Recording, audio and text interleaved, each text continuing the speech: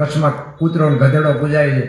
હવે આપણે તો માણસી પૂજાય નહીં તો કંઈ નહીં, પણ આપણે ગયા પછી આલા 5 જણા હરખી તો રોવા તો જોઈએ ને, જીવા તો એને કહેવાય.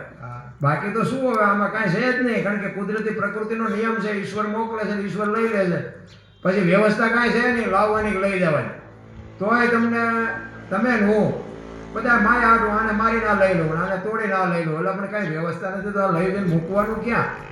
એટલે આ વાત બધી સમજાય એવું નથી. આને મહાપુરુષો બોલીને ગયા છે કે આગળ સમય એવો આવશે, પાખંડ પૂજા છે, આ ધરતી ઉપર હેમર હાલશે, હુનાનગર મોજા લક્ષ્મી લૂંટાય, લોકો તણી નહીં થાય રાડ ફરિયાદ. હજારો વાતો કરી.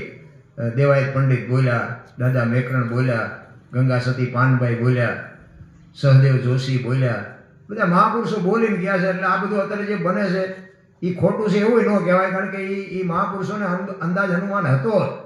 પણ આમાં તમે કંઈક ભજનના માધ્યમથી, કોઈ સાહિત્યના માધ્યમથી, કોઈ સંત સાધુના માધ્યમથી જીવન જીવી અને વચ્ચેથી કંઈક એવા રસ્તેથી તમે જીવો તો જિંદગીમાં કંઈક તમારી નામના રહી જાય. બાકી વાતમાં બીજું કાંઈ છે નહીં.